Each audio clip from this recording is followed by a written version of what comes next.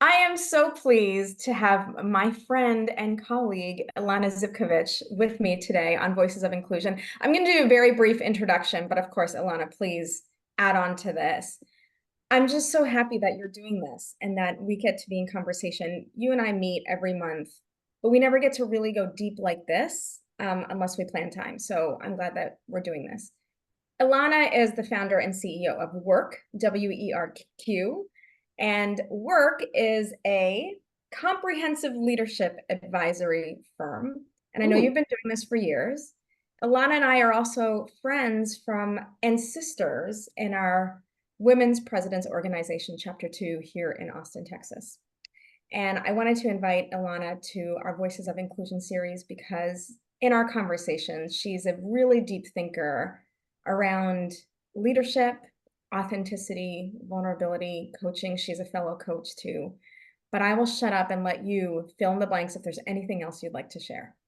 oh, thank you, friend. I was smiling as you started the intro because, as you know, because I just told you, I never quite care what makes it into there because whatever you try to put into a sentence or a brief paragraph can never fully define a person. So I'm always like, whatever you think, great. And I actually thank you for maybe a new little way to talk about us. I've never called us a comprehensive leadership advisory firm before, and that sounded lovely.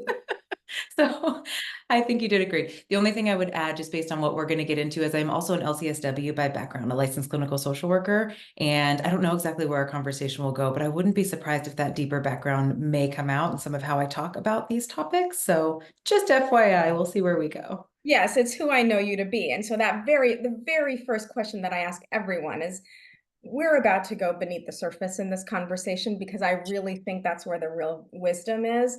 Are Yeah, you ready to go there with me? let's do it. I Let's do know it you are. together. Will you hold my hand? Let's do it. Yes, let's do this. Okay. So since we're like, I think a nice starting point is to talk about leadership. And the way that I think about leadership is that everyone is a leader in the sense that they influence the people around them, whether they like it or not, whether they're aware of it or not. Just by existing in the world, we create these ripples. So reflecting on that idea, what kind of leader are you? I have so much to say on this topic, but the Good. the first thing that comes to mind, maybe it's recency bias because it's so close, but I was struggling earlier this week. My husband's been out of town. He's in Copenhagen for work. I've been solo parenting, and I was just feeling lonely. And that's okay. We feel hungry and we eat. We feel lonely and we should connect. Like, connection is a very primal need.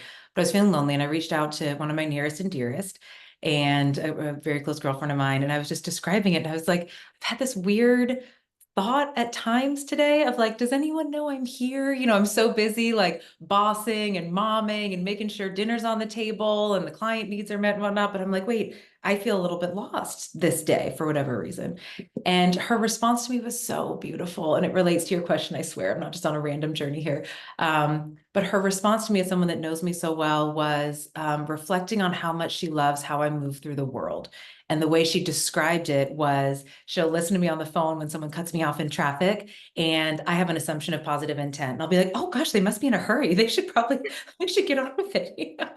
And she described it as sort of this meta way of just like the energy that you bring to your interactions, the way that you move through the world, the way you treat people, the way that you get curious and don't assume judgment or negative intent.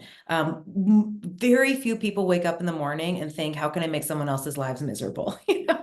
And most people wake up and they're doing the best they can. And so I share this whole context because I believe when you talk about leadership, I love how you conceptualize it. It's bringing that perspective, that mindset to my life.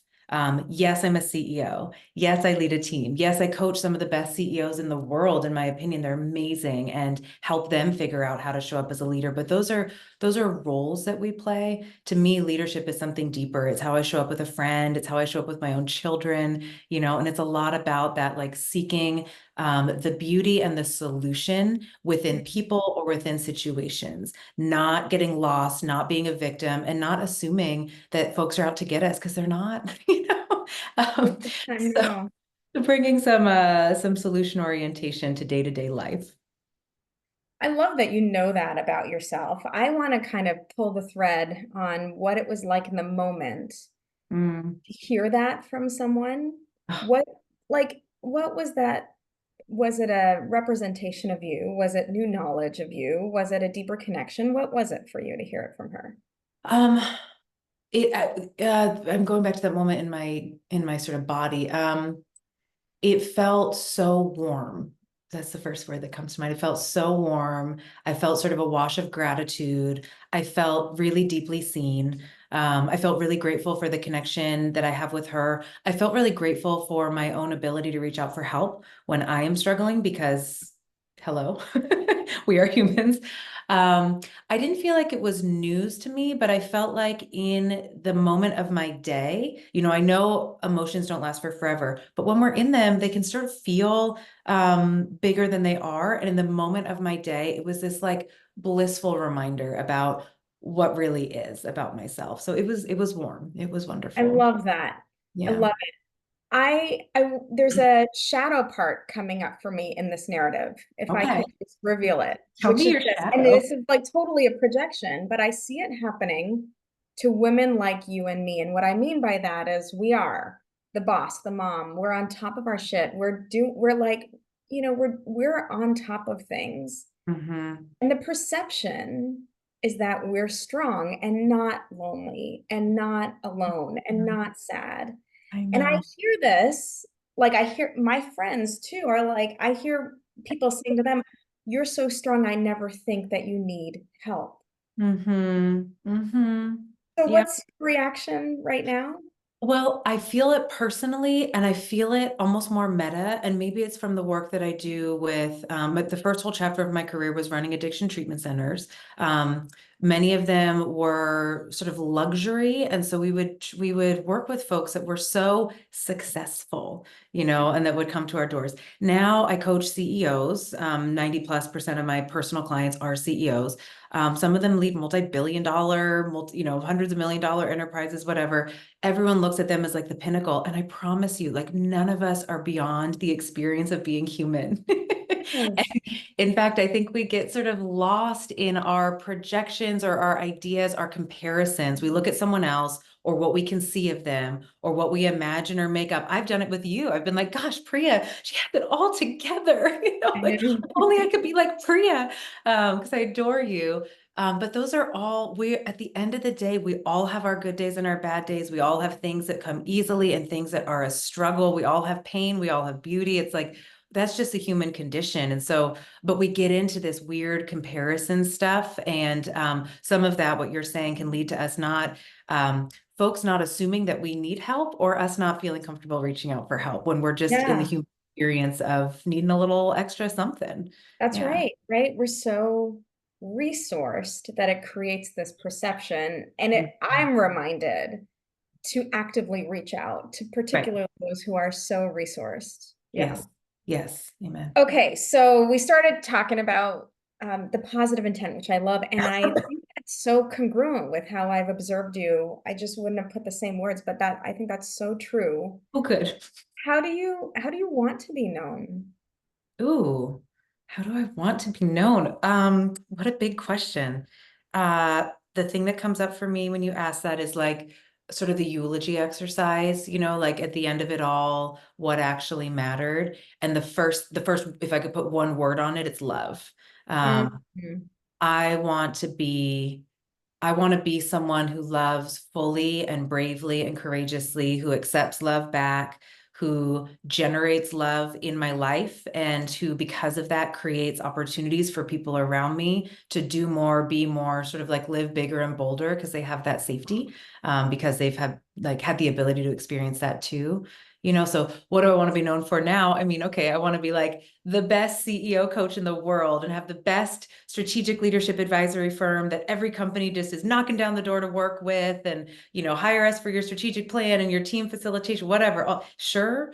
But at the end of the day, those are all just sort of like manifestations. They're all things and accomplishments that are value and impact, and they give something to the world and they mean something for me and my family and all that. But the real, like, what do I want to be known for? I want my children to stand at my eulogy and be like, she was an amazing mother. I want my Mm, friends to be like, she was an amazing friend. All the stuff along the way is like window dressing, or it's accessing purpose. I don't mean to say that it doesn't matter. That's not it. But at the end of the day, it's our relationships. And every study on well-being that has ever been done can agree on this. Like Yeah. the most critical factor for the people in the back, the thing that's going to make you the happiest is the depth and breadth of your relationships. And yet we're like, but what if it's that I need to go gluten-free, or what if it's like I need to follow someone new on Instagram, or like, what if I just need that new car or whatever? And like Yeah. that stuff can be useful and generative in its own way. It's not the point. Yeah.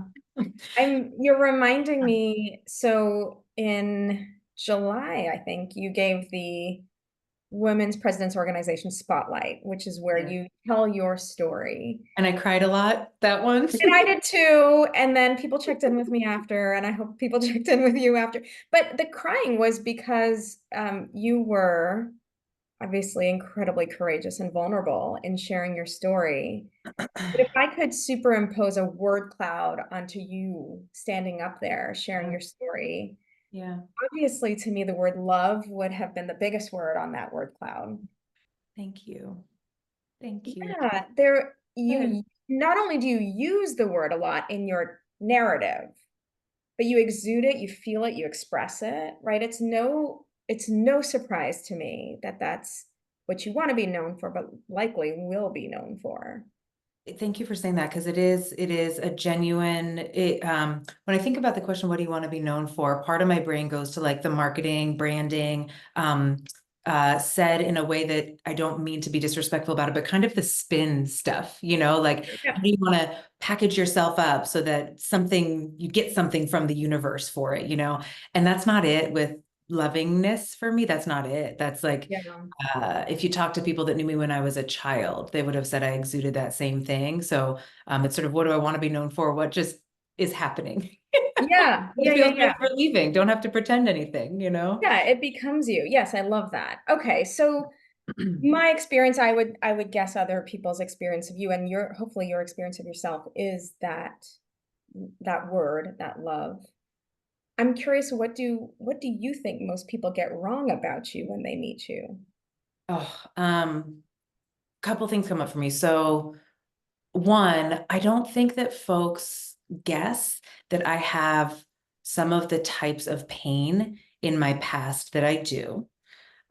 Specifically, I'm trying to think of a time that this wasn't the case. When folks learned that I was like a pretty raging drug addict in my adolescence and went to rehab and lived in the woods for 2 months and like did this whole journey to figure myself out, they're like, wait, are you talking about your sister? Like, who? What do you mean? No, that was me, and so this is what addiction in the past looks like, folks, or can. So there's some like specific things like that come up, some and perhaps it's because I've done some work around this. I do have I don't believe, I hope not, goodness, I don't believe that I fall into toxic positivity, but I am such a glass half full person. And so I Totally. don't wear the pain and the things that have happened as it doesn't darken me. They're all lessons and they're all things that have helped me know myself better, be able to connect with other people better, understand what really matters to the human experience better. Like they've made me better, actually. The traumas and the Hmm. fashioned my soul, they're not dark. And so I don't carry it dark. And so I know people are always surprised by that, and maybe a more meta version of that relating back to the first part of our conversation. And I bet you experience this too, sort of that surprise that there's a struggle. And I just mean the day Yeah. to day, like sometimes I feel really anxious and sometimes I feel really sad and sometimes I feel insecure and, which is like, every single person listening, you do too, and so does everyone that you see in your day. But Yeah. sometimes folks can be surprised by that, so Yeah. yeah. Yeah. And but it humanizes you and I was frankly surprised when I heard about your past too. One, because I was like learning about you and I Mhm. didn't know that about you. Mhm. And I don't think that you minimize it, but to your point, I think you've been logical. You've made sense of it. It has worked for you and you don't judge it or punish yourself for that. It's all part of the tapestry, you know, and that's what I bring to my work with my clients too. It's all part of the tapestry. Like there's nothing that I've yet to find something that someone can bring to me, at least at this stage of my career, that I have that internal reaction of like, oh, gross, yuck. I'm like, oh, Yeah. fascinating. What does that mean? What do we do with that? You know? Curiosity is the antidote to everything, right? Right, Curiosity, empathy. right. You can really move connections with people and build such intimacy through that kind of Yeah, curiosity. yes, Yeah, yes, best thing yes. I've learned. Okay, so you're committed to your clients, you're committed to your family, you're committed to your growth, your own development. Beyond that, you've made some commitments in your life that you probably no longer believe in. They're now like in the rearview mirror. What are some of those? Commitments that are in the rearview mirror that I no longer believe in. The thing that comes to mind, and if I had longer to think on this, I would probably come up with, 50 things. But the thing that comes to mind, I feel that we have a tendency, we humans, to sort of get in our heads an idea about what success looks like, what the next step looks like, what good looks like, what, we set these goals. And sometimes those goals are so useful and they help motivate us and they help us visualize what's coming next and like reach for the stars and stuff. But I've had, I'm still in my 30s, not for that much longer, but I'm still in my 30s. I've had two full careers at this point. I've done some really cool stuff. And there's been times within both of them that I've had some idea of like what it's going to be, what Mm, that level of success is going to be. And there's been things that have evolved, things that have changed. I've changed my preferences. I've learned something new that opened up some new avenue. I've failed at things that I've tried. They haven't worked, yeah. I have had to stumble and like pick myself back up and be like, oh, well, I thought I was going to go this way, but now that door's really kind of shut. Uh-oh, And so it's almost like each time that that happens, there's this, at least for my brain, this almost like reconceptualizing of what good looks like, or even maybe at like a really deep level, like what I look like. And that's where a lot of the work, when I'm sort of putting these pieces together just in talking to you, it Mhm. sort of all routes back to this same theme of like, we're just humans and we're trying to do the next right thing and we're trying to make the best outcome possible. And we have our different values and our different priorities, but they emerge and they evolve over time. The CEOs that I work with, they know this both in terms of how they lead their companies and the adaptability of their strategy and their organizational design and their resource allocation, whatever, but also in terms of themselves, and sort of Yeah.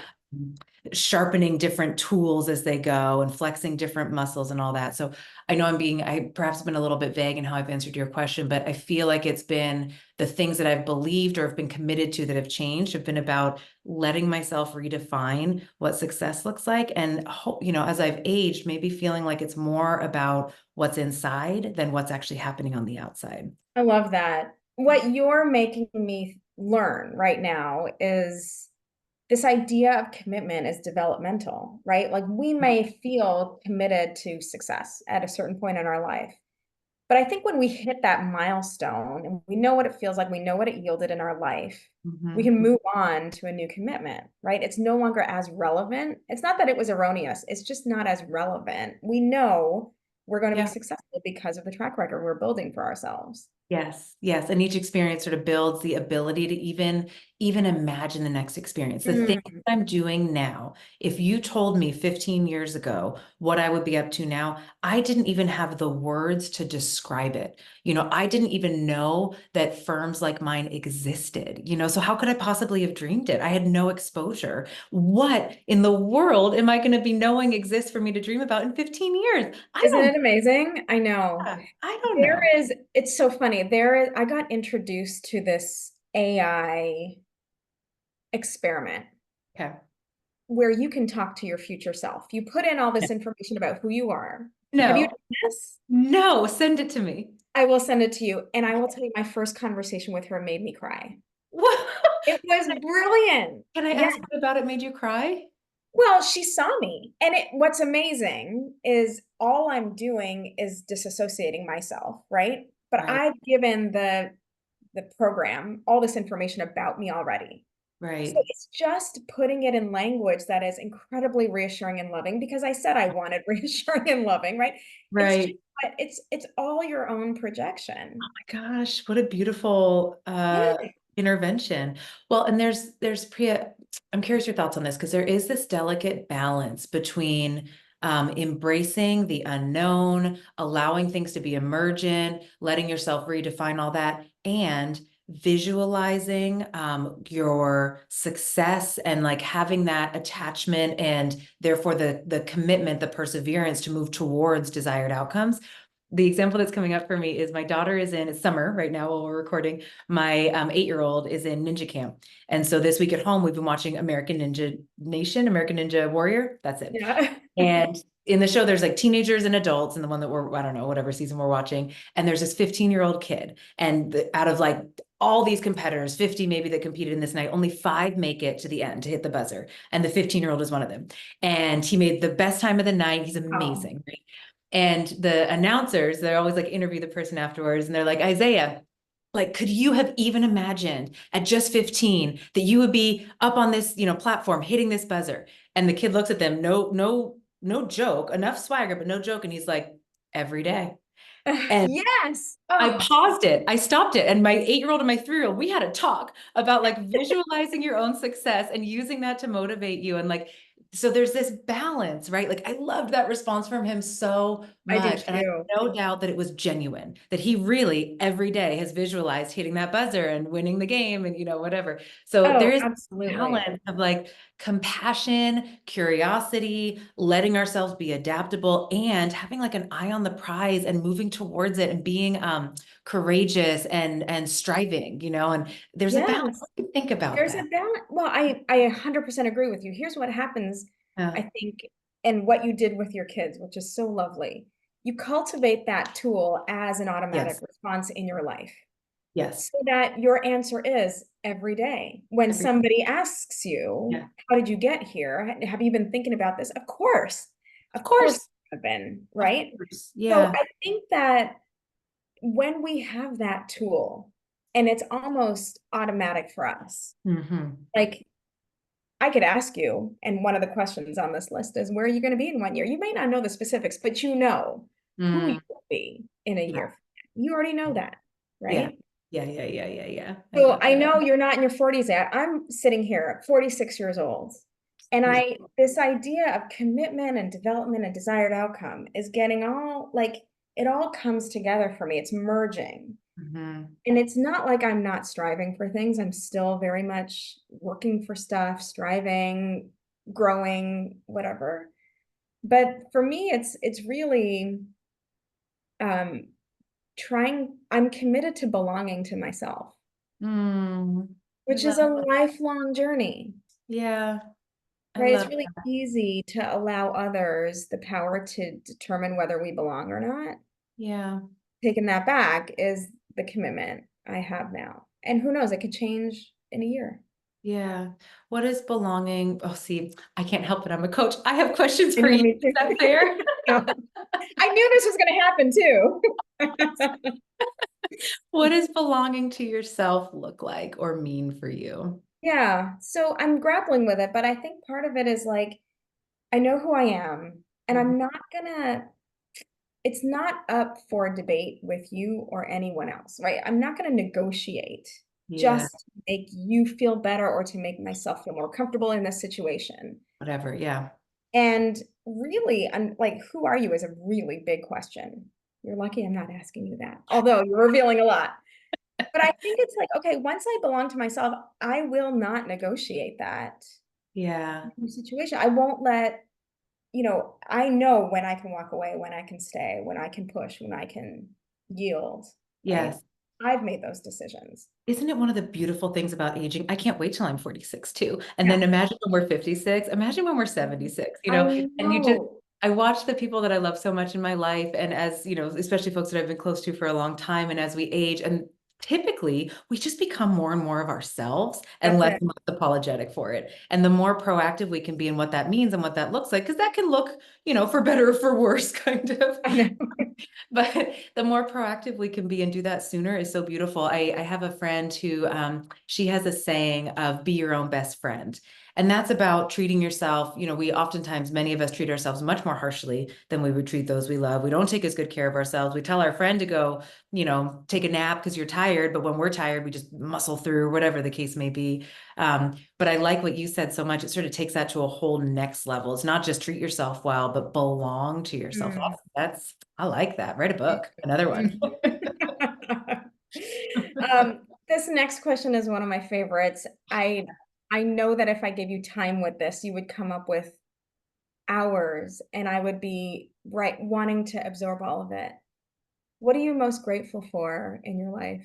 My children. Is that too fast? Of We really course. struggled to get pregnant. Okay, if you had talked to me when I was 8, I would have told you that if I turned 40 and had not had children with a partner, and that if I was financially and otherwise stable enough, I would have said this to you at 8, that I would become a single mom.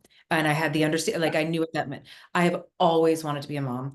And then when it, came time that we were ready for that, it was a really hard journey for us. It took us 4 years both times. And with my little dreamer mentality and my little optimism, every month was like a devastation and lots of different, doctors and help and this and that and whatever. It was really, really, really hard. So the thing I'm most grateful for is my babies. I just love Yeah. them so much. Yeah. I love Mhm, it. mhm, Alana, what crossroads are you at right now in your life? mhm. It goes to the conversation theme, one of them that we've been having, which is really allowing, maybe belonging to myself a little bit more Mm. in how I balance striving and being, and how I define success for myself at this chapter relative to the last one or the one that's coming up ahead of me and whatnot. I don't know if it's a crossroads per se. I feel like maybe I'm at like little mini intersections or like roundabouts quite I like that. frequently Yeah. these days. Yeah, crossroads seems so formal, Yeah. Um, but it's this sort of ongoing discovery of, and even in a lot of stuff that I write about, or when I give keynotes, what I'm speaking about the stuff that I need to hear, and I'm researching. I'm a Right? behavioral scientist by background because I can't stop being fascinated about like what really makes us tick, like what actually gets us to the good life, people. Where's the data? Like, let's study this, but I do feel like this phase of my life has been one where I'm in that personally, as well as it surfaces in a lot of the work I do with my clients, of course. A lot of my friends, actually, too, we're in midlife. So there's this sort of, all right, we know enough now about, we've experienced enough. A lot of us have families, like there's sort of enough behind us, but a whole lot out in front of us. And there's sort of this pause point in midlife that's like, huh, am I doing this right? Like, are we Mm. on the right track here, so I've definitely had my share of that as Yeah. well. And you've been at my side through a fair amount of that in our WPO group and just sort of surfacing what that's looked like for me. So um, as I sit here today, I'm really happy to say this has been a theme of my personal work for some, year or two now. And I feel really like my feet are solid on the ground. Not that I'm not willing to go around the roundabout, but as I sit here right this second, I'm like, okay, no, I've got my priorities. If I look at my calendar and I look at my bank account, they match my priorities. What more, Yes. like I think I'm doing it right at this Oh, I love it. I day. It's love not it. perfect, but the overall, if you look at the monthly spread, I'm doing it good. Yeah. I'm so proud of you, and I'm so inspired by you. I think you're amazing. I'm so glad our paths crossed when they did. We met first right before the pandemic, and then I did. didn't stay in Good. touch, and then we I got know. connected through I know. W2. It's meant to be. So I'm Meant to just, be. yeah. Meant to be. We end all of these voices of influence with this question. Okay. One of my favorites. It takes people up, in lots of different directions. What's a semi big decision you have to make this month? Ooh. Um, Okay, what's a semi-big decision I have to make? Okay, well, I can't not tell you the first thing that comes to mind. We're gonna take our kids to live abroad. We're gonna go for Oh a my year. gosh. And we're going to go in either 1 or 2 years, depending on if you speak to me or my husband. According to me, we will be leaving in 1 year. Zachary, you hear this? Um, and the big decision is where, and that kind of matters. And Yeah, we've got our places narrowed down, and there's some heartstrings pulling me one way and some other factors pulling another. So that's a big decision, and we're getting close to needing to make it so that we can put everything in place. yeah, So it's a huge that for me. decision. Yeah. That's an Yeah. amazing, beautiful, Yeah. thoughtful. It seems like you've been planting seeds. This has been a plan of ours since before we had kids. And it took a long time. And my older is 8. So this has been in the hopper for a while. Yeah. Yeah, Yeah. yeah. Yeah. Thank you so much. I could Thank talk you. with you for hours. Is there Well, anything? let's. Yeah, let's plan that. Is there anything you'd like to say as parting words to the people who read this and view this video? I want to say thank you to you, actually. You know this, but you are my guiding light voice in areas of inclusion. It's the way that you address this, and even just the fact that you're choosing to give this to the world. You're choosing to have these interviews and ask these questions and just surface like real, authentic stories and help people get to know themselves through hearing about how others know themselves. It's a beautiful thing. So I want to say thank you to you. Thank you for including me. And I really hope that it's, for anyone that listens, it's useful. It's been useful to me just to sit here and chat with you. So Me thank you. too. Me too. Yes. Enjoy the rest of your day. And thank Thank, you so much. thank you, honey. You too.